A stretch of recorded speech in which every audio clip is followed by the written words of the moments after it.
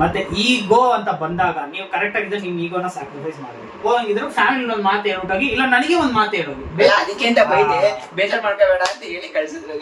Auto ಸಿಗಿದ್ರೆ ಅಡ್ಡಾಫನ್ ಅಂತ ಹೋದ್ರೆ ಒಂದ್ ಆಟೋ ಬರೋದ್ ಬೇಡ, ಅವರು ಬ್ರೇಕು ಎಕ್ಸಿಲೇಟರ್ ಮೇಲೆ ಅಷ್ಟೇ ಕಾಲು ಇಲ್ಲ ನಿಂತ್ಕೊಬಿಡುತ್ತೆ ಗೈಸ್. ಅದು ನೋಡ್ತಾ ವಿಡಿಯೋದಲ್ಲಿ ಗೊತ್ತಾಗಲ್ಲ, ರಿಯಾಲಿಟಿ ನೋಡ್ಬೇಕು ಯಾವತ್ತು.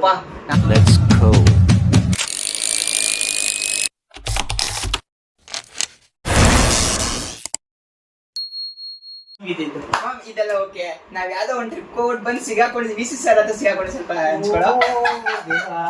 ಅದೇನಿಲ್ಲ, ನನ್ನ ಹತ್ರ ಕೇಳಿದ್ರು, ಇಲ್ಲ ಸರ್ ನಾವು ಹುಷಾರಿಲ್ಲ, ನಾನು ಹೋಗಿಲ್ಲ ಹೋಗಂದೆ ಅಂದೆ. ನಾನು ಅಷ್ಟಂದೆ, ಅಷ್ಟ ಆಗ್ತಾ ಇದ್ದಂಗೆ ನಮ್ ಗ್ರೂಪಲ್ಲಿ ಇನ್ನೊಬ್ಬ ಇದ್ದ ದಡಿಯ, ನನ್ನ ಮಗ ಬಾಯ್ ಬಿಟ್ಬಿಟ್ಟ, ಇಲ್ಲ ಸರ್ ಮಾಲ್ ತಿರಕ್ ಹೋಗಿದ್ವಿ ಬಂಕಾಗಿ.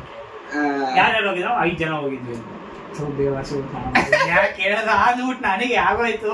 ತಗೋ ನನ್ನ ಹಿಡ್ಕೊಂಡ ವಿ ಸಿ ಸರ್ ನನ್ನ ಹಿಡ್ಕೊಂಡ್ರು, ಹುಷಾರಿಲ್ವೇನ ನಿನಗೆ ಆದ್ಬಿಟ್ಟು ಹಿಡ್ಕೊಂಡ್ರು. ತಗೋ ಬಾಯ್ ಬಿಚ್ಚಕ್ಕಲ್ಲ ಮುಚ್ಚಕ್ಕಲ್ಲ, ಇಡೀ ಕ್ಲಾಸ್ ಮುಂದೆ ಲಾಸ್ಟ್ ಒಪ್ಕೊಂಡ್ವಿ ಸರ್ ಈ ತರ. ಮತ್ತೆ ಯಾವತ್ತು ಹೋಗಲ್ಲ, ಅಕಸ್ಮಾತ್ ಹಂಗೂ ಹೋದ್ವಿ ಹೇಳ್ಬಿಟ್ಟೆ ಹೋಗ್ತೀವಿ. ಇಲ್ಲ ವಿ ಸಿ ಸರ್ ಹಂಗೂ ಸಪೋರ್ಟ್ ಮಾಡಿದ್ರು. ಇನ್ ಕೇಸ್ ಅದ್ರ ಹೋಗಂಗಿದ್ರು ಮನೇಲಿ ಹೇಳ್ಬಿಟ್ಟು ಹೋಗ್ರಪ್ಪ, ನನಗೇನ್ ಬೇಜಾರಿಲ್ಲ. ಕಾಲೇಜ್ ಗಂಟ ನಮ್ ಜವಾಬ್ದಾರಿ, ಕಾಲೇಜ್ ಆದ್ಮೇಲೆ ನಾವಿರಲ್ಲ, ಇನ್ ಕೇಸ್ ಏನೋ ಆದ್ರೆ ನಾವೇ ಜವಾಬ್ದಾರಿ. ಸೊ ಅದಕ್ಕೋಸ್ಕರ ಏನೇ ಹೋಗಂಗಿದ್ರು ಫ್ಯಾಮಿಲಿ ಒಂದ್ ಮಾತು ಹೇಳ್ಬಿಟ್ಟೋಗಿ, ಇಲ್ಲ ನನಗೆ ಒಂದ್ ಮಾತು ಹೇಳೋಗಿ, ಬೇಜಾರಿಲ್ಲ ನನಗೆ ಅಂತ ಅವರೇ ಹೇಳಿದ್ರು. ಗೈಸ್ ನಾವ್ ವಿ ಸಿ ಸರ್ ನಾವು ನೆನ್ಸ್ಕೊಂತಾನೆ ಇರ್ತೀವಿ, ಎಲ್ಲದಕ್ಕೂ ಸಪೋರ್ಟ್ ಮಾಡಿದ್ದಾರೆ ಗೈಸ್ ಅವರು. ನಮ್ಮ ಕ್ಲಾಸ್ ರೂಮ್ ಅಲ್ಲಿ ಪಬ್ಜಿ ಆಡ್ಬೇಕಾದ್ರೆ ಸಡನ್ ಆಗಿ ನಮ್ ಟೀಚರ್ಸ್ ಬಂದು ಫೋನ್ ಕಿತ್ಕೊಂಡು ಹೊರಟಾಗಿದ್ರು ಅಂತ ನಮ್ ಸರ್ ಹೋಗಿ, ಅಂದ್ರೆ ನಂದು ಫೋನ್ ಕಿತ್ಕೊಂಡೋಗಿದ್ರು. ನನ್ ಫೋನ್ ಅವಾಗ ತಾನೇ ಹೊಸದಾಗಿ ತಗೊಂಡಿದೀನಿ, ನಮ್ಮಪ್ಪ ಕಾಲೇಜ್ ಹೋಗ್ತಾನ ಹುಡುಗ ಅಂದ್ಬಿಟ್ಟು ಹೊಸ ಫೋನ್ ಕೊಡ್ಸಿದ್ರು. ಅವಾಗ ತಾನೇ ಹೊಸ ಫೋನ್ ತಗೊಂಡಿದೀನಿ. ಅಣ್ಣ ಪಬ್ಜಿ ಆಡೋ ಜೋಶಲ್ಲಿ ಮೆಟ್ಲಿನ ಫಸ್ಟ್ ಫ್ಲೋರ್ ಇಂದ ಇಳ್ಕೊಂಡ್ಕೊಂಡು ಟೀಚರ್ನು ಡಿಕ್ಕಿ ಹೊಡ್ಕೊಂಡು ಹೋಯ್ತಾವನೆ. ಪಬ್ಜಿ ಆಡ್ಕೊಂಡೆ ಟೀಚರ್ನ ಡಿಕ್ಕಿ ಹೊಡ್ಕೊಂಡು ಗೇಟ್ ಗಂಟ ಬಂದು ಮೊಬೈಲ್ ಕಿತ್ಕೊಂಡು ಹೋಗೋದು. ಸೊ ಅವಾಗ ಮ್ಯಾಮ್ ಬಂದು ಫೋನ್ ಕಿತ್ಕೊಂಡು ಹೋಗಿ ನಮ್ class teacher V C sir ಇದ್ದಿದ್ದು ಅವ್ರ ಕೈ ಕೊಟ್ರು. ಅವರು ಸರ್ ಏನ್ ಮಾಡಿದ್ರು ಗೊತ್ತಾ, ಎಲ್ಲಾರ ಮುಂದೆ ದಿಲೀಪ್ ಇದ್ರೆಲ್ಲ ಮಾಡ್ತಾರೆ, ದಿಲೀಪ್ ಹಂಗೆ ಹಿಂಗೆ ಅಂತ ಹೇಳ್ಬಿಟ್ಟು ನಾನ್ ಸಪ್ರೇಟ್ ಆಗಿ ನಾನ್ ಮಾತ್ರ ಹೋದೆ ಅವ್ರ ಜೊತೆ. ಆಮೇಲೆ ಲಾಸ್ಟ್ ಅಲ್ಲಿ ಹೆಂಗ್ ಮಾಡೋದಿದು ತೋರ್ಸು, ನಾನು ಮಾಡೋದು ಅವ್ರು ಆಡಿದ್ರು. 1-2 ಕಿಲೋ ಆಡಿದ್ರು. ಅವತ್ತಲ್ಲ ಕ್ಲಾಸಲ್ಲೆಲ್ಲ ಯೂಸ್ ಮಾಡ್ಬೇಡ, ಸ್ಕೂಲಲ್ಲೆಲ್ಲ ಯೂಸ್ ಮಾಡ್ಬೋದು, ಆಚೆ ಏನಾದ್ರು ಮಾಡ್ಬೋದು. ಇವೆಲ್ಲ ಇದ್ದಿದೆ, ಆತರ ಎಲ್ಲ ಕ್ಲಾಸ್ ಮೇಲೆ ಯೂಸ್ ಮಾಡ್ಬೇಡ, ಆಚೆ ಕಡೆ ಯೂಸ್ ಮಾಡು ಅಂತ ಫೋನ್ ಕೊಟ್ಟು ಅವ್ರ ಮುಂದೆ ಎಲ್ಲ ಏನೋ ಪ್ರೊಫೆಸರ್ ಬೈಬೇಕಲ್ಲ, ಅದಕ್ಕೆ ಅಂತ ಬೈದೆ ಬೇಜಾರ್ ಮಾಡ್ಕೋಬೇಡ ಅಂತ ಹೇಳಿ ಕಳ್ಸಿದ್ರು ಗೈಸ್. ಅಷ್ಟೇ. ಈಗ ಅದೊಂದು ಇನ್ಸಿಡೆಂಟ್ ಮಾತ್ರ ಕರೆಕ್ಟ್ ಆಗಿ ನೆನಪೈತೆ. ಕ್ರಿಯೇಟ್ ಆಗ್ತಾ ಇರ್ಲಿಲ್ಲ, ಅದನ್ನ ಪಬ್ಜಿ ಜೋಶಲ್ಲಿ ಕ್ರಿಯೇಟ್ ಆಗಿದೆ ಅಷ್ಟೇ, ಅದು ಕ್ರಿಯೇಟ್ ಆಗ್ತಾ ಇರ್ಲಿಲ್ಲ. ಓಕೆ ಮ್ಯಾಮ್, ಇನ್ನ ಕಾಲೇಜ್ ಲೈಫ್ ಅಲ್ಲಿ ಈ ವಿಷಯ ನೀನ್ ಕೇಳಿದ್ರೆ ಕರೆಕ್ಟ್ ಆಗಿ ಹೇಳ್ತಿಲ್ಲ ನನಗೆ ಗೊತ್ತಿಲ್ಲ. ಕಾಲೇಜ್ ಲೈಫ್ ಅಲ್ಲಿ ನಿಮ್ಗೆ ಯಾರಾದ್ರೂ ಕ್ರಶ್ ಲವರ್ ಆತರ ಯಾರಾದ್ರೂ ಇದ್ರ? ಇಲ್ಲ ಗುರು, ನಿಜವಾಗ್ಲು ಆ ಕ್ರಶ್ ಇನ್ನಪ್ಪ, ಕ್ರಶ್ ಅಂತ ಬಂದ್ರೆ BMTC ಬಸ್ ಇದ್ದಾಗ, ಬಸ್ ಪ್ಯಾಸೆಂಜರ್ ಇದ್ದಂಗೆ ಹತ್ತುತ್ತಾರೆ ಹೋಯ್ತಾರೆ. ಅದಕ್ಕೆಲ್ಲ ಅದನ್ನೆಲ್ಲ ತಲೆ ಕೆಡಿಸ್ಕೊಂಡು ನೀನ್ ಯಾರನ್ನು ಲೈಕ್ ಇಷ್ಟಪಟ್ಟಿಲ್ವಾ ಕಾಲೇಜಲ್ಲಿ ಇದ್ದಾಗ? ನಿನ್ಗೆ ಲವ್ವೇ ಆಗಿಲ್ವಾ ಅಂತ? ಇಲ್ಲ, ಕಾಲೇಜ್ ಲೈಫಲ್ಲಿ ಇದ್ದಾಗ. ಕಾಲೇಜ್ ಲೈಫಲ್ಲಿ ಬೇಡ, ಓವರ್ ಆಲ್ ನಿನ್ ಲೈಫಲ್ಲಿ ಫಸ್ಟ್ ಇಂದ ಹಿಡ್ದು ಇಲ್ಲಿ ಸ್ಟಿಲ್ ಎಂಡ್ ವರ್ಗು ನಿನ್ಗೆ ಏನಾದ್ರು ಲವ್ ಆಗಿದೆ ಯಾರ ಮೇಲೆ ಆದ್ರೂ? ಅಂಟಿಲ್ ಲೈಫ್ ಗಂಟ ನನಗೆ 3 ಕ್ರಶ್ ಇದೆ. ಬಟ್ ಕ್ರಶ್ ಯಾರಿಗೂ ಪ್ರಪೋಸ್ ಮಾಡಿ, ಓಕೆ ಟು ಬಿ ಫ್ರಾಂಕ್ಲಿ ಯಾರಿಗೂ ಪ್ರಪೋಸ್ ಮಾಡಿ. ಬರೀ 1 ವೇ ಕ್ರಶ್ ಇಲ್ಲಾಂದ್ರೆ 2 ವೇ ಕ್ರಶ್ ಇತ್ತಾ? ಒಂದು 2 ವೇ ಇತ್ತು. ಓಕೆ, ಅದು ಕ್ರಶ್ ಅನ್ನಲ್ಲ, ಲವ್ ಅಂತಾನೆ ಹೇಳೋದು. ಹಂಗೆ ಅನ್ಕೊಂಬೋದು. ಒಂದು ಲವ್ ಆದ್ರೆ ಅದು ಸ್ಕೂಲ್ ಲೈಫ್ ಅಲ್ಲಿ ಆಗಿತ್ತು. ಓಕೆ, ಸ್ಕೂಲ್ ಆದ್ರೆ ನಾವು ಕಾಲೇಜ್ ಲೈಫ್ ಇನ್ಕ್ಲೂಡ್ ಮಾಡಕ್ಕಾಗಲ್ಲ. ಸ್ಕೂಲ್ ಲೈಫ್ ಅಲ್ಲಿ ಆಯ್ತು, ಇನ್ನೇನು ಕಾಲೇಜ್ ಎಂಟರ್ ಆಗ್ತೀನಿ, ಬ್ರೇಕಪ್ ಆಯ್ತು, ಎಲ್ಲ ಆಯ್ತು, ಮುಗಿದೋಯ್ತು. ಅದ್ರ ಬಗ್ಗೆ ನಾನು ಜಾಸ್ತಿ ಪ್ರೆಷರ್ ಹಾಕೊಳಕ್ ಹೋಗ್ಲಿಲ್ಲ, ನಾನು ಅಲ್ಲಿಗೆ ಬಿಟ್ಬಿಟ್ಟೆ. ಬಟ್ ಆಫ್ಟರ್ ಕ್ರಶ್ ಇತ್ತು, ಸುಳ್ಳು ಹೇಳಲ್ಲ, ಕ್ರಶ್ ಇತ್ತು. ಬಟ್ ಅಂತ ಮೈಂಡ್ ಸೆಟ್ ಅಲ್ಲಿ ನಾನು ಅವ್ರು ಪ್ರಪೋಸ್ ಮಾಡಿಲ್ಲ, ಏನು ಮಾಡಿಲ್ಲ. ಬಟ್ ನಾರ್ಮಲ್ ಆಗಿ ಅವ್ರ ಹತ್ರ ಹೇಳಲೇ ಇಲ್ವಾ ನಿನ್ನ ಇಷ್ಟಪಡ್ತಾ ಇದೀನಿ ಅಂತ? ಇಲ್ಲ. ಓಕೆ, ಬಿಕಾಸ್ ಸುಮ್ನೆ ಬೇರೆಯವ್ರ ಮೇಲೆ ಈಗ ಅವ್ರಿಗೂ ಒಂದು ಅಫೆಕ್ಷನ್ ಇತ್ತು, ನನಗೊಂದು ಅಫೆಕ್ಷನ್ 2 ವೇ ಆಗಿದ್ರೆ ಡೈರೆಕ್ಟ್ ಆಗಿ ಹೇಳ್ಕೊಂಬೋದಾಗಿತ್ತು. ಬಟ್ ಒಂದ್ ಸೈಡ್ ಇಂದಾನೆ ಹೋದ್ರೆ ಅದು ಒಂದ್ ಕಡೆ ಕ್ರಾಶ್ ಕೂಡ ಆಗ್ಬೋದು, ಇಲ್ಲ ಆಕ್ಸಿಡೆಂಟ್ ಕೂಡ ಆಗ್ಬೋದು. ಸೊ ಅದಕ್ಕೋಸ್ಕರ ನಾನು ಯಾರಿಗೂ ಹೇಳಕ್ ಹೋಗಲ್ಲ. ಓಕೆ ಗೈಸ್, ನಮ್ ಶೆಟ್ಟಿ ಲೈಫ್ ಅಲ್ಲಿ ಏನೋ ಒಂದು ಮೇನ್ ಇನ್ಸಿಡೆಂಟ್ ಆಗಿಲ್ಲ ಅಂದ್ರೆ ಅವ್ನು ಫುಲ್ಲು ಡೀಪ್ ಆಗಿ ಲವೆಲ್ ಬಿದ್ದಿ ಅದರಿಂದ ಸಖತ್ ಪೇನ್ ಅನ್ಭವಿಸಿ ಆತರ ಏನು ಮಾಡಿಲ್ಲ ಗೈಸ್. ಇಲ್ಲ, ಆಗೋ ಸಿಚುವೇಶನ್ ಇತ್ತು, ಬಟ್ ಇಂಥವಕ್ಕೆಲ್ಲ ಯಾಕೆ ತಲೆ ಕೆಡಿಸ್ಕೋಬೇಕು ಅಂತ ನಾನು ಬಿಟ್ಟು. Okay, that's good. ಸುಮ್ನೆ ಡೀಪ್ ಆಗಿ ಹೋಗಿ, ಈಗ ನೋಡು, ಲವ್ ಅನ್ನೋದು ನರೇಟಿವೇ ಬೇರೆ. ಯಾಕಂದ್ರೆ ಇಬ್ರು ಒಂದೇ ತರ ಇರ್ಬೇಕು, ಒಂದೇ ತರ ಸಾಗ್ಬೇಕು, ಒಂದೇ ಕಮ್ಯುನಿಕೇಶನ್ ಅಲ್ಲಿ ಇರ್ಬೇಕು. ಬಟ್ ಅದ್ರಲ್ಲಿ ಕೆಲವೊಂದು ಡೌಟ್ಸ್ ಗಳು ಬಂದ್ರೆ, ಇಲ್ಲ ನಮಗೆ ಇಷ್ಟ ಆಗಿಲ್ಲ ಅವ್ರ ಆತರ ಮಾಡ್ತಾರೆ ಅಂದ್ಮೇಲೆ ನಾವು ಅದ್ರ ಮೇಲೆ ಜಾಸ್ತಿ ಫೋರ್ಸ್ ಆಗ್ತದೆ. ಈಗ ಒಂದು ಸೆಂಟೆನ್ಸ್ ಇದೆಯಲ್ಲ, ಎಷ್ಟು ಜೋರಾಗುತ್ತೆ ಅಷ್ಟು ಜೋರು ನಾವು ಹಗ್ಗನ ಹೇಳ್ಕೊಬಹುದು, ಬಟ್ ನಮ್ಗೆ ನೋವಾದಾಗ ನಾವು ಬಿಟ್ಬಿಡ್ಬೇಕು. ಒಂದು ಹಗ್ಗಗೂ ನೋವಾಗ್ಬಾರ್ದು, ಇಲ್ಲ ನಮಗೂ ನೋವಾಗ್ಬಾರ್ದು, ಅದಕ್ಕೆ ನಾವು ಬಿಟ್ಬಿಡೋದೇ ಒಳ್ಳೆ. ಎಕ್ಸಾಕ್ಟ್ಲಿ 100% ಇದೆ ಸತ್ಯ ಗೈಸ್. ಸೊ ಎಲ್ಲರ ಲೈಫಲ್ಲೂ ಅವರು ಇಷ್ಟೇ ಒಳ್ಳೆಯವರಾಗಿದ್ರು ಅವ್ರಿಗೆ ಒಂದ್ ಲವ್ ಆಗೇ ಆಗಿರುತ್ತೆ, ಅದು ಬ್ರೇಕಪ್ ಆಗೇ ಆಗಿರುತ್ತೆ, ಅದರಿಂದ ಕಳ್ತು ಇರ್ತೀವಿ, ಏನ್ ಮಾಡ್ಬೇಕು ಫ್ಯೂಚರ್ಗೆ ಅಂತ. ಹೌದು, ಎಲ್ಲರ ಲೈಫಲ್ಲಿ ಇದ್ದೇ ಇರುತ್ತೆ. ಸೊ ಮ್ಯಾಮ್ ಅದನ್ನ ಬಿಟ್ಟು ನೀನು ಮತ್ತೆ ಕಾಲೇಜ್ ಲೈಫ್ ಬಂದಾದ್ಮೇಲೆ, ಇಲ್ಲ ಆಫ್ಟರ್ ನೀನ್ ಕೆಲ್ಸಕ್ಕೆ ಹೋದಾದ್ಮೇಲೆ, ಕಾಲೇಜ್ ಲೈಫಲ್ಲಿ ಇದ್ದು ಇವಾಗ ಕೆಲ್ಸಕ್ಕೆ ಹೋಗ್ತಾ ಇರೋದಕ್ಕೂ ಏನು ನಿಮ್ಗೆ ಅಷ್ಟು ಡಿಫ್ರೆನ್ಸ್ ಏನ್ ಅನಿಸ್ತಾ ಇದೆ? ಡಿಫ್ರೆನ್ಸಿಯೇಷನ್ ಅಂತ ಬಂದ್ರೆ ಎಜುಕೇಶನಲ್ ಪ್ರೆಷರ್ ಒಂದಿಲ್ಲ, ಬಿಕಾಸ್ ಎಲ್ಲ ಮುಗಿದೋಗಿದೆ. ಸೊ ವರ್ಕ್ ಅಂತ ಬಂದಾಗ ವರ್ಕ್ ಪ್ರೆಷರ್ ಎಲ್ರಿಗೂ ಇದ್ದೇ ಇರುತ್ತೆ, ಬಟ್ ಅದಕ್ಕೂ ಇದಕ್ಕೂ ನೋಡಿದ್ರೆ ಇದರಲ್ಲೊಂದು ರೆಸ್ಪಾನ್ಸಿಬಿಲಿಟಿ ವರ್ಕ್ ಅಲ್ಲಿ. ಸೊ ಏನ್ ನಿಮ್ ಕೈಯಲ್ಲಿ ಮಾಡಕ್ ಆಗುತ್ತೆ, ಏನ್ ಕೆಲವು ಮಾಡಬಹುದು, ಕಮಿಟ್ಮೆಂಟ್ಸ್ ನಿಂತ್ಕೊಂಡು ನೀನ್ ನಡೆಸಬೇಕು ಅನ್ನೋದು ನಾವ್ ಇಂಥ ಏಜ್ ಬಂದಾಗ್ಲೇ ಗೊತ್ತಾಗುತ್ತೆ. ಅಲ್ಲ ನಿಮ್ಗೆ ಅಟ್ ಪ್ರೆಸೆಂಟ್ ಫಸ್ಟ್ ಇಂದ ಕುತ್ಕೊಂಡು ಇಲ್ಲಿವರೆಗೂ ಯೋಚನೆ ಮಾಡ್ತೀನಿ ಅಂದ್ರೆ, ಸೊ ನಾನು ಕಾಲೇಜಲ್ಲಿ ಇದ್ದಾಗ ಏನ್ ಮಸ್ತಾಗಿದ್ದೆ, ಆರಾಮಾಗಿ ಓಡಾಡ್ಕೊಂಡು ಫ್ರೆಂಡ್ಸ್ ಈ ತರ ಎಲ್ಲ ಇರುತ್ತಲ್ಲ, ಅದ್ ಬೆಟರ್ ಅನ್ಸುತ್ತಾ ಇವಾಗೆಲ್ಲ ಕೆಲಸ ಹೋಗ್ತಾ ಇರೋದು ಬೆಟರ್ ಅನ್ಸುತ್ತಾ? ಕಾಲೇಜ್ ಲೈಫ್ ಬೆಟರ್ ಅನ್ಸುತ್ತೆ ಅಲ್ವಾ? ಎಲ್ಲ ಲೈಫಲ್ಲೂ ಕಾಲೇಜ್ ಲೈಫಲ್ಲಿ because it was a happy moment. So ಅದನ್ನ ನಾವು ವರ್ಕ್ ಬಂದಾಗ ಅನುಭವಿಸಕ್ ಆಗಲ್ಲ, ಯಾಕಂದ್ರೆ ಇಲ್ಲಿ ಕೆಲ್ಸನೇ ಮಾಡ್ಬೇಕು, ಕುದುರೆ ಲಗಾಮ್ ಕಟ್ಕೊಂಡ್ ಹಿಂಗೆ ಇರ್ಬೇಕೇ ಹೊರತು ಹಿಂಗಿರಕ್ ಆಗಲ್ಲ. ಅದಕ್ಕೋಸ್ಕರ ಗೈಸ್ ಅವಾಗ ನಮ್ಮ ಹತ್ರ ದುಡ್ಡಿರ್ಲಿಲ್ಲ, ಎಷ್ಟು ಟ್ರಿಪ್ ಹೊಡಿತಾ ಇದ್ವಿ ಅಂತ, ಯಾಕಂದ್ರೆ ಅವಾಗ ದುಡ್ಡಿನ ಬೆಲೆ ಗೊತ್ತಿರ್ಲಿಲ್ಲ, ಬರೀ ಖುಷಿ ಮಾತ್ರ ನೋಡ್ತಾ ಇದ್ವಿ ಹೊರತು ದುಡ್ಡು ನೋಡ್ತಾ ಇರ್ಲಿಲ್ಲ. ಗೈಸ್ ನಾವ್ ಎಷ್ಟೊಂದ್ಸಲ ಅಲ್ಲಿ ಇಲ್ಲಿ ಹೋದಾಗ ಬಸ್ ಸ್ಟ್ಯಾಂಡ್ ದುಡ್ಡಿಲ್ಲ ಅಂತ ಗಾಡಿ ಅಡ್ಡಾಕೊಂಡು ಹೋಗಿದೀವಿ. ಇದನ್ನ ಮೋಸ್ಟ್ಲಿ ಮಾಡ್ಕೊಂಡು ಅವ್ನು ಶೆಟ್ಟಿ ಇಲ್ಲ ಸ್ಕಂದ ಇದಕ್ ಹೋದಾಗ ಆಕ್ಚುಲಿ ಆ ಬೆಟ್ಟಕ್ಕೆ ಹೋಗಿಲ್ಲ ನಾವು ಫೈನಲಿ, ಯಾಕಂದ್ರೆ ಟ್ರಿಪ್ ಪ್ಲಾನ್ ಅದೇ ನಾನು ಒಬ್ಬನೇ. ಯಾವ್ದೇ ಹಿಲ್ ಸ್ಟೇಷನ್ಸ್, ಜಾಸ್ತಿ ಹಿಲ್ ಸ್ಟೇಷನ್ಸ್ ಹೋಗ್ತಾ ಇದ್ದಿದ್ದು ಗೈಸ್. ಅಟ್ ಪ್ರೆಸೆಂಟ್ ಇವಾಗ್ಲೂ ಅಷ್ಟೇ ಏನಾದ್ರು ಪ್ಲಾನ್ ಮಾಡ್ಬೇಕು ಅಂದ್ರೆ ಇವನ್ನೇ ಪ್ಲಾನ್ ಮಾಡೋದು. ನಮ್ ಮ್ಯಾನೇಜರ್ ಏನು ಅಂತಾರ ಟ್ರಿಪ್ ಪ್ಲಾನರ್, ಮ್ಯಾನೇಜರ್ ಅಲ್ಲ. ಬಿಕಾಸ್ ಅದು that is one of a worst and best experience ಎರಡು ಹೇಳ್ಬೋದು. ಯಾಕಂದ್ರೆ ಬೆಟ್ಟದ ಹತ್ರ ಹೋದ್ವಿ, ಆಮೇಲೆ ಅಲ್ಲಿ ಗೊತ್ತಾಗಿದೇನೋ ಫಾರೆಸ್ಟ್ ಪರ್ಮಿಷನ್ ಇರ್ಲೇಬೇಕು, ಫೀಸ್ ಕಟ್ಲೇಬೇಕು, ಇಲ್ಲಾಂದ್ರೆ ಫೈನ್ ಬೀಳುತ್ತೆ. ಹೋಗ್ಬೇಕಾದ್ರೆ ಹೋದ್ವಿ 11 ಗಂಟೆಗೆಲ್ಲ. ಬಟ್ ಈ ತರ ಅಂತ ವಿಷಯ ಗೊತ್ತಾದ್ಮೇಲೆ ಅಲ್ಲೆಲ್ಲ ಹೋದ್ರೆ ಮತ್ತೆ ಪ್ರಾಬ್ಲಮ್, ಫೈನ್ ಕಟ್ಬೇಕು, ಸಿಗಾಕೊಂಡ್ರೆ ಬಿಡಲ್ಲ, ಅದು ಇದು ಅಂತ ತುಂಬಾ ಇದ್ ಮಾಡ್ಬಿಟ್ಟಿದ್ರು ಅಲ್ಲಿ ಲೋಕಲ್ಸ್. ಇನ್ನೇನ್ ಮಾಡೋಣ, ಸುಮ್ನೆ ರಿಟರ್ನ್ ಬಂದ್ರು ಬೇಜಾರು, ಅದ್ರಲ್ಲಿ ಇವ್ನು ತಿಗ ಹೊರಸ್ತಾ ಇದ್ದ. ಇನ್ನೊಂದೇನ ಅಂದ್ರೆ ಅಯ್ಯೋ ಬಂದು ಮೋಸ ಹೋದ್ವಿ ಅನ್ಕೊಂಡು ತಿಗ ಹೊರಸ್ತಾ, ಅದನ್ನ ಬೇಜಾರಾಗ್ಬಿಟ್ಟಿತ್ತು. ಇಲ್ಲಿಂದ ನಂದಿ ಬೆಟ್ಟಕ್ಕೆ ಹೋಗೋಣ ಅಂತ ಪ್ಲಾನ್ ಹಾಕೊಂಡು ಆಗಿದ್ದಾಗ್ಲಿ ನಂದಿ ಬೆಟ್ಟಕ್ಕೆ ಹೋಗೋಣ ಅಂತ ಹೋದ್ವಿ. ಅಲ್ಲಿಂದ ಯಾವ್ದು ಡೈರೆಕ್ಟ್ ಬಸ್ಸು ಇಲ್ಲ, ಆಟೋನು ಇಲ್ಲ. ಸುಮ್ನೆ ಹಿಂಗೆ ಮ್ಯಾಪ್ ಹಾಕೊಂಡ್ವಿ. ಅಲ್ಲಿಂದ ಮೋಸ್ಟ್ಲಿ ನನ್ನ ಅಂದಾಜು ಒಂದು 15 ಇಲ್ಲ 45 ಕಿಲೋಮೀಟರ್ಸ್ ಇತ್ತು. ಹೋಗೋಣ ಯಾವ್ದು ಆಟೋ ಸಿಗಿದ್ರೆ ಅಡ್ಡಾಕೋಣ ಅಂತ ಹೋದ್ರೆ ಒಂದ್ ಆಟೋ ಬರೋದ್ ಬೇಡ ಅವರು ಗೈಸ್. ಒಂದ್ ಆಟೋ ಇಲ್ಲ, ಏನಿಲ್ಲ, ಬೈಕ್ ಎಲ್ಲ ಅಡ್ಡ ಹಾಕೊಂಡು ಗಾಡಿಯಲ್ಲಿ ನಂದಿ ಬೆಟ್ಟ ಜಂಕ್ಷನ್ ಒಂದು 35 ಕಿಲೋಮೀಟರ್ ಜಂಕ್ಷನ್ ಗಂಟ. ಇಬ್ರು ಗಾಡಿಲಿ ಹೋಗೋದಂತೆ, ಇಬ್ರು ಆಟೋ ಹೋಗೋದಂತೆ, ಒಬ್ಬ ಇನ್ನೊಂದು ಗಾಡಿ 2 ವೀಲರ್ ಬರೋದಂತೆ, ಹಿಂಗೆ ಲಿಫ್ಟ್ ಹಾಕೊಂಡೆ ಹೋಗಿದೀವಿ ಜಂಕ್ಷನ್ ಗಂಟ. ಫುಲ್ ಎಲ್ಲಿ ಸುಸ್ತಾಗಿ ಬೆವರಿಲ್ದು ಹೋಗಿ ಮೋಸ್ಟ್ಲಿ ಅವತ್ತು ಊಟನೂ ಮಾಡಿಲ್ಲ. ಊಟ ಮಾಡಿಲ್ಲ ಅವತ್ತು ಮಧ್ಯಾಹ್ನ ಊಟ. ಇನ್ನೇನ್ ಮಾಡೋಣ, ಬರೋದ್ ಬಂದಾಗಿದೆ, ಎಂಜಾಯ್ಮೆಂಟ್ ಇಂದ ಹೋದ್ರೆ ಬೇಜಾರು ಅಂತ ಲಿಫ್ಟ್ ಮೇಲೆ ಲಿಫ್ಟ್ ಹಾಕೊಂಡು ಜಂಕ್ಷನ್ ಗಂಟ ಹೊಂಟದ್ವಿ. ಆಮೇಲೆ ಅಲ್ಲಿಂದ ಪುಣ್ಯಕ್ಕೆ ಬಸ್ ಸಿಕ್ತು. ಅಲ್ಲಿಂದ ಬಸ್ ಹತ್ತಿದ್ವಿ, ನಂದಿ ಬೆಟ್ಟ ನೋಡಿದ್ವಿ, ಎಂಜಾಯ್ಮೆಂಟ್ ನಡೀತು. ಫುಲ್ ಚೆನ್ನಾಗಿತ್ತು. ಸನ್ಸೆಟ್ ನೋಡೋ ಗಂಟ ಹೋಗೋದ್ ಬೇಡ ಅಂತ ಡಿಸೈಡ್ ಮಾಡಿದ್ವಿ. ಬಟ್ ಸನ್ಸೆಟ್ ಆದ್ಮೇಲೆ ಮನೆಗೆ ಬರೋಷ್ಟೇ ಸಾಕಾಗುತ್ತೆ. ಅಯ್ಯೋ ಗೈಸ್, ಹೋಗ್ಬೇಕಾದ್ರೆ ಒಂಥರ ಅಂದ್ರೆ ಬರ್ಬೇಕಾದ್ರೇನೆ ಇನ್ನೊಂಥರ. ಬರ್ಬೇಕಾದ್ರೆ ಅಲ್ಲಿ ಆಟೋದವ್ರು ಹೇಳಿದ್ರು ಏನೋ ಇದ್ರೆ 1 hour ಮುಂಚೆ ಕಾಲ್ ಮಾಡಿ ಅಂತ. ನಾವ್ ಎಂಜಾಯ್ಮೆಂಟ್ ಕಾಲ್ ಮಾಡೋದ್ ಮರ್ತೋದ್ವಿ. ಕಾಲ್ ಮಾಡಿದ್ರೆ ಫೋನ್ ಎತ್ತಾ ಇಲ್ಲ. ಇವ್ರಿಗೆ ಹೇಳಿದ್ರೆ ಉಂಟು ಡಬಲ್ ಚಾರ್ಜ್ ಹೇಳ್ತಾರೆ, ಬೇಜಾರು. ಅದಕ್ಕೆ ಪಾಪ ಅಲ್ಲಿರುವ ಯಾರಿಗೂ ಟೂರಿಸ್ಟ್ ಬಂದಿರೋ ಫ್ಯಾಮಿಲಿ, ಗಂಡ ಹೆಂಡತಿ ಒಂದ್ ಚಿಕ್ಕ ಮಗು ಬಂದಿತ್ತು. ಅವ್ರು ಕಾರಲ್ಲಿ ಬಂದಿದ್ರು ಗೈಸ್. ಕಾರಲ್ಲಿ ಬಂದ್ರು ಕರೆಕ್ಟಾಗಿ ಕೇಳಿಸ್ಕೊಳ್ಳಿದ್ದು. ಕಾರಲ್ಲಿ ಬಂದ್ರು. ನಂದಿ ಹಿಲ್ಸ್ ಯಾರ್ಯಾರು ಹೋಗಿರ್ತಾರೋ ಗೊತ್ತಿರುತ್ತೆ. ಫುಲ್ ಕರ್ವ್, ಸೇಫ್ಟಿ ಅಷ್ಟೊಂದು ಮಾಡಿರ್ಲಿಲ್ಲ. ಇವಾಗ ಮಾಡಿರ್ಬೋದು, ಬಟ್ ಅವಾಗ ಒಂದು 8 years ಬ್ಯಾಕ್ ಸೇಫ್ಟಿ ಮಾಡಿರ್ಲಿಲ್ಲ. ಸೊ ಕಾಮಿಡಿ ಏನು ಅಂದ್ರೆ, ಪಾಪ ಹುಡುಗನ ಹಿಂದೆ ಗುಡ್ಸ ಗೊತ್ತಿಲ್ಲ, ನಾವೇ 5 ಜನ ಫುಲ್ ಕಾರಲ್ಲಿ ತಲ್ಕೊಂಡ್ ಕುತ್ಕೊಂಡ್ಬಿಟ್ಟಿದೀವಿ. ಮುಂದ್ಗಡೆ ಹೆಂಡತಿ ಕೂತಾರ, ಗಂಡ ಕೂತಾರ, ಮಗು ಗಂಡ ಮಗಳಲ್ಲಿ ಕೂತಾರ. ಅಂದ್ರೆ ಡ್ರೈವಿಂಗ್ ಸೀಟ್ ಅಲ್ಲಿ ಕೂತಿದ್ದಾರೆ, ಯಾರು ಡ್ರೈವಿಂಗ್ ಸೀಟ್ ಅಲ್ಲಿ ಇದಾರೆ. ಅವರು ಯಾವ ಜೋಶ್ ಮೇಲೆ ಅಂದ್ರೆ, ಅವ್ರು ಬರೀ ಬ್ರೇಕು ಎಕ್ಸಿಲೇಟರ್ ಮೇಲೆ ಅಷ್ಟೇ ಕಾಲು, ಸ್ಟೇರಿಂಗ್ ಮಾತ್ರ ಹುಡುಗನ ಕೈಯಲ್ಲಿ. ಸೀಕಲ್ ತಿರುಗಿಸ್ತವನೆ. ಅಯ್ಯೋ ದೇವ, ತಪ್ಪು ಮಾಡ್ಬೇಕು. ಹಿಂಗೆ ಆಡಿ ಹತ್ಬಿಟ್ಟು ಮಾತ್ರ ಯಾವಾಗ ನನ್ನ ಗಾಡಿಯಿಂದ ಇಳಿಸ್ತಾರೋ ಅಂತ ಅನ್ಸ್ಬಿಟ್ಟಿತ್ತು ಗೈಸ್ ನಮಗಂತೂ. ಅದು ನನ್ಗೆ ಸಖತ್ ಮೆಮೊರಿ, ಅದು ಮರೆಯಕ್ಕಾಗ್ದಿರೋಂಥ ಮೆಮೊರಿ. ಎಷ್ಟು ಆಗ್ಬಿಟ್ಟಿದ್ದ, ಜೀವ ಬಾಯಿ ಬಂದ್ಬಿಟ್ಟಿತ್ತು. ನಾನ್ ಸೆಂಟ್ರಲ್ ಕೂತೀನಿ, ಇವನು ಈ ಕಡೆ, ಅವನ ಅಕ್ಕಪಕ್ಕ ಆ ಕಡೆ, ಒಂದೇ ಕಾರಲ್ಲಿ ಟೈಟ್ ಆಗಿ ಕುತ್ಕೊಂಡ್ಬಿಟ್ಟಿದೀವಿ ಗೈಸ್. ಮೋಸ್ಟ್ಲಿ ಅವ್ನು ಗಾಡಿ ಓಡಿಸ್ತಾ ಇದ್ದ ಹುಡುಗನ್ಗೆ ಮೋಸ್ಟ್ಲಿ ಇವಾಗ LKG UKG ಅಂತ ಅನ್ಸುತ್ತೆ ಅವ್ನ ನೋಡಿ. ಇಲ್ಲ ಅವಾಗ್ಲೇ ಮೋಸ್ಟ್ಲಿ LKG UKG ಇದ್ರಲ್ಲಿದ್ದ.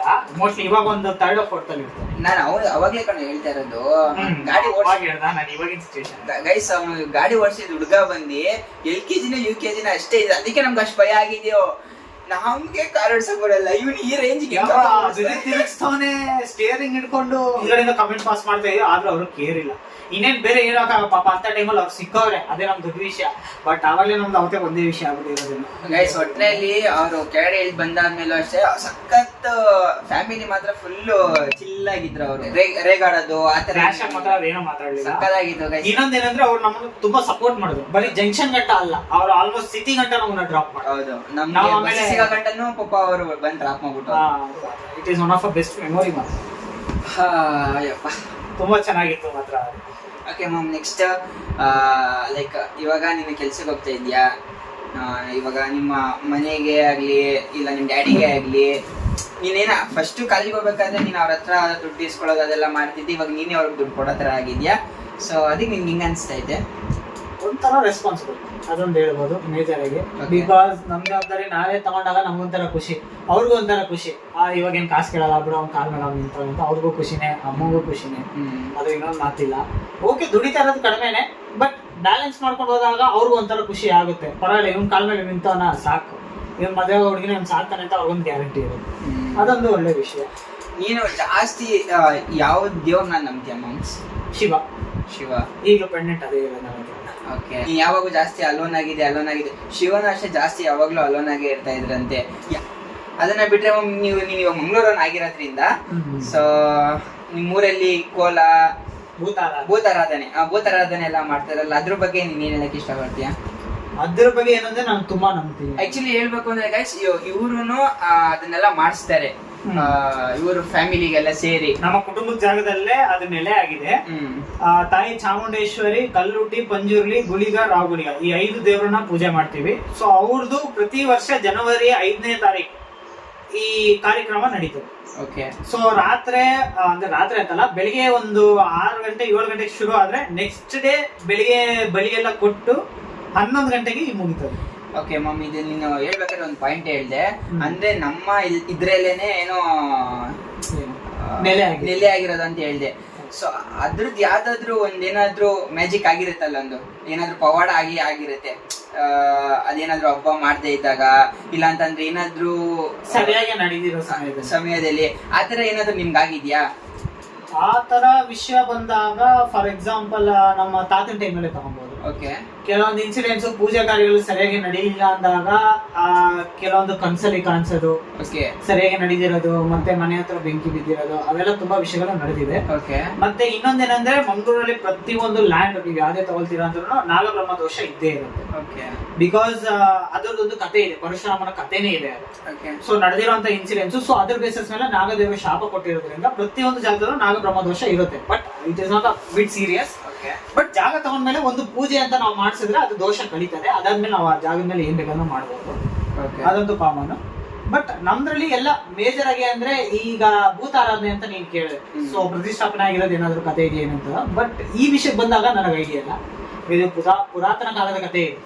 ಸೊ ಅದನ್ನೆಲ್ಲ ನನಗೆ ಎದ್ಗೋಗೋದ್ರೆ ನನಗೆ ಏಜ್ ಆಗೋದು. ಸೊ ಅದ್ರ ಬಗ್ಗೆ ನಾನು ಏನು ಹೇಳಕ್ಕಾಗಲ್ಲ. ಬಟ್ ನಡೆಸ್ಕೊಂಡ್ ಬಂದಿರೋದು, ನಡ್ಕೊಂಡು ಹೋಗಿರೋದು, ಕೆಲವೊಂದು ಅವ್ರ ಬಾಯಿಂದ ಸತ್ಯ ನುಡಿದಿರೋದೆಲ್ಲ ನಡೆದಿದೆ. ಅದ್ರಲ್ಲಿ ಇನ್ನೊಂದು ಮಾತಿಲ್ಲ. ನಾನು ಆಕ್ಚುಲಿ 2 ಸಲ ಹೋಗಿದ್ದೀನಿ. ಆಕ್ಚುಲಿ ಹೋದ ವರ್ಷ ಹೋಗ್ಬೇಕಿತ್ತು, ಏನೋ ಸ್ವಲ್ಪ ಪ್ರಾಬ್ಲಮ್ ಇರೋದ್ರಿಂದ ಹೋಗಕ್ಕಾಗಿಲ್ಲ ಅಷ್ಟೇ. ನಮ್ಮ ಫ್ಯಾಮಿಲಿ ಸ್ವಲ್ಪ ಜಗಳಗಳೆಲ್ಲ ನಡೀತು, ನಮ್ಮ ಮಾವನ ಜೊತೆ ಸ್ವಲ್ಪ ಮಾತುಕತೆಗಳು ನಡೀತು. ಸೊ ಅದ್ರ ಬೇಸಸ್ ಮೇಲೆ ಜಗಳಗಳೆಲ್ಲ ಆಯ್ತು. ಸೊ ಅದಕ್ಕೆ ನಾವು ಹೋಗೋದ್ ಬಿಟ್ಟಿದೀವಿ. ಸೊ ಹೋಗೋದ್ ಬಿಟ್ಟಿದೀವಿ ಅಂತಲ್ಲ, ಅವರೇ ತಡೆ ಹಾಕಿದ್ದಾರೆ. ನಮಗ್ ಹೋಗಕ್ ನಮ್ಗೆ ಇಷ್ಟನೇ. ಬಟ್ ಏನ್ ಮಾಡಕ್ಕಾಗುತ್ತೆ. ಏನ್ ಮಸ್ತಾಗಿತ್ತು ಅಂದ್ರೆ ಗೈಸ್ ನಿಜವಾಗ್ಲೂ ಐತೆ ಅಕಸ್ಮಾತ್ ಆ ಕ್ಲಿಪ್ಸ್ ಇತ್ತು ಅಂತಂದ್ರೆ ಶೇರ್ ಮಾಡ್ತೀನಿ ಗೈಸ್ ನಿಮ್ಗೂನು. ಹಂಗೆ ಎಲ್ಲ ಕೂದಲ ನಿಂತ್ಕೊಬಿಡುತ್ತೆ ಗೈಸ್ ಅದನ್ನ ನೋಡ್ತಾ ಗೊತ್ತಾಗಲ್ಲ, ರಿಯಾಲಿಟಿ ನೋಡ್ಬೇಕು ಯಾವತ್ತು. ನಾ ಚೇರಲ್ಲಿ ಯಾರು ಚೇರಲ್ಲಿ ಇದ್ದ ನಿಮ್ಗೆ ದಬಾಕೊಂಡೇ ಬಿಟ್ಟ ಹಿಂದಿಗೆ. ಲಾಸ್ಟ್ ಅಲ್ಲಿ ಯಾಕೆ ಬರೋದು ನಮ್ ದೇವ್ರು ರಾವ್ ಗುಳಿಗ ಗೈಸ್. ತುಂಬಾ ಕೋಪ ಇರುತ್ತೆ ಅಂದ್ರೆ ಕೋಳಿ ಅದೇ ಟೈಮಲ್ಲಿ ಕೊಕ್ಕೊ ಅಂತ ಕೂಗ್ತಾ ಇರುತ್ತೆ. ಆಮೇಲೆ ಅದು ಕೋಳಿ ಬಂದೇಟ್ಗೆ ಹಂಗೆ ಅದನ್ನ ಅಗದಿ ಅದ್ರಲ್ಲಿರೋ ರಕ್ತ ಎಲ್ಲ ಕುಡ್ದಿ ಅಪ್ಪ ದೇವ್ರ ಮಾತ್ರ ಹೆವಿ ಪವರ್ಫುಲ್ ಗೈಸ್. ಅವತ್ತು ನನ್ಗೆ ಅನ್ಸಿದ್ದು ಆ ದೇವರನ್ನ ಶಾಂತಿ ಮಾಡಕ್ಕೋಸ್ಕರ ಅದನ್ನ ಕೊಡೋದು. ಸೊ ಅದು ಯಾತರ ಅಂದ್ರೆ ಈಗ ದೇವರಿಗೆ ಅದೊಂದು ಮಹಿಮೆ ಅದು. ಸೊ ಈ ತರ ಉಗ್ರ ರೂಪಿ ಇರುವಾಗ ಅದನ್ನ ಶಾಂತಿ ಮಾಡಕ್ಕೆ ತಾಯಿ ಚಾಮುಂಡೇಶ್ವರಿ ಕೊಡುವಂತ ಪ್ರಸಾದನ ಅದನ್ನ ತಿಂದು ಅದು ಶಾಂತಿಗೊಳ್ಳೋದು. ಸೊ ಆ ನೃತ್ಯದಲ್ಲಿ ಅದು ತುಂಬಾ ಉಗ್ರವಾಗಿರುತ್ತೆ. ಸೊ ಅವಾಗ ಅದಕ್ಕೆ ಪ್ರಜ್ಞೆ ಇರಲ್ಲ. ನೀನ್ ಹಾಗೆ ಹೇಳ್ತೀಯ, ಆಗ ನೋಡಿದ್ರೆ ನೀವು ಬರಕ್ಕೆ 2 ವರ್ಷದ ಮುಂಚೆ ಒಂದೇ ಸಲ ಇದರ ಉಗ್ರವಾಗ ಕೋಳಿ ಕೊಟ್ಟಿರ್ಲಿಲ್ಲ ಅದಕ್ಕೆ. ಸೊ ಹಾರಿ ಡೇಟ್ಗೆ 3-4 ಚೇರ್ ಮುರಿದೋಗಿದೆ. ಆ ರೇಂಜ್ಗೆ ಹಾರಿ ಕೂಡ ಮತ್ತೆ ಕೋಪದಲ್ಲಿ ಮತ್ತೆ ಬಂದು ನೃತ್ಯ ಮಾಡಿದೆ. ನಮ್ಗೆ ಮೋಸ್ಟ್ಲಿ ಅನ್ಕೊಳ್ತೀವಿ ಆ ಸಿಚುವೇಶನ್ ಸರಿಯಾಗಿ ಬಿದ್ದಿರುತ್ತೆ ಅಂತ. ಬಟ್ ಆ ಸಿಚುವೇಶನ್ ಅಲ್ಲಿ ಅವ್ರಿಗೇನೋ ಅದು ಅನ್ಸೇ ಇರಲ್ಲ. ಅದೇ ಮೇಲೆ ದೇವ್ರು ಇರುತ್ತೆ. ಆ ಟೈಮಲ್ಲಿ ಅವ್ರಿಗೆ ಅದು ಏನೋ ಅನ್ಸೇ ಇರಲ್ಲ. ಓಕೆ ಗೈಸ್, ಅದೇ ಇದನ್ನ ಹೇಳಿದಾಗ ನನ್ಗೆ ಇನ್ನೊಂದು ನೆನಪಾಯ್ತು. ಸೊ ನಾವು ಹೋಗಿದಾಗ ನಮ್ ಬ್ಯಾಂಗ್ಳೂರ್ ಬಾಯ್ಸ್ ಎಲ್ಲ ಹೋಗಿದ್ವಿ. ಸೊ ಅವಾಗ ದೇವ್ರು ನಮ್ಗೆ ಹೇಳಿತ್ತು, ಇಲ್ಲಿ ಏನ್ ನೀವು ನೋಡಿದೀರಾ, ಇಲ್ಲಿ ಏನು ನೀವು ಇದ್ ಮಾಡಿದೀರಾ, ಅದನ್ನ ನೀವು ಬ್ಯಾಂಗ್ಳೂರಲ್ಲಿ ಎಲ್ಲೂ ಹೋಗಿ ಹಾಸ್ಯ ರೂಪದಲ್ಲಿ ಎಲ್ಲೂ ಮಾಡಕ್ ಹೋಗ್ಬೇಡ್ರಿ ಅಂತ ನನ್ಗೊಂದು ಮಾತು ಹೇಳಿತ್ತು. ಸೊ ಅದು ನಮ್ಗೆ ಈಗ್ಲೂ ಕಿವಿಲಿ ಹೇಳ್ದಂಗ ಐತೆ. ಸೊ ನಾನು ನಿಮ್ ಜೊತೆ ಹೇಳ್ತೀನಿ, ತಲೆ ಕೆಡ್ಸ್ಕೊಂಬೇಡ್ರಿ, ಸೊ ಎಲ್ಲೋ ಆಸೆ ತರ ಹೇಳಕ್ ಹೋಗ್ಬೇಡ್ರಿ ಅಂತ ಹೇಳಿತ್ತು ನಮ್ಗೆ. ಸೊ ಆತರ ಹೇಳಿ ಏನೋ ಪ್ರಸಾದ ತರ ಕೊಟ್ಟಿತ್ತು ಗೈಸ್. ಇನ್ನೂ ನನ್ನ ಪರ್ಸಲ್ಲಿ ಈಗಲೂ ಹಂಗೆ ಇದೆ, ಅದು ಹಂಗೆ ಇಟ್ಕೊಂಡಿದೀವಿ.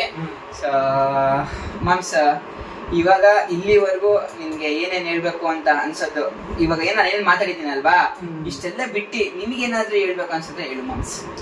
ಮೇಜರ್ ಥಿಂಗ್ ಆತರ ಏನು ಹೇಳೋಂಥದ್ದು ಏನಿಲ್ಲ. ಆಲ್ಮೋಸ್ಟ್ ಎಲ್ಲ ಕ್ವಶನ್ಸ್ ಕೇಳಿದ್ಯಾ. ಸೊ ಆಲ್ಮೋಸ್ಟ್ ಎಲ್ಲರೂ ನೋಡಿದ್ದಾರೆ.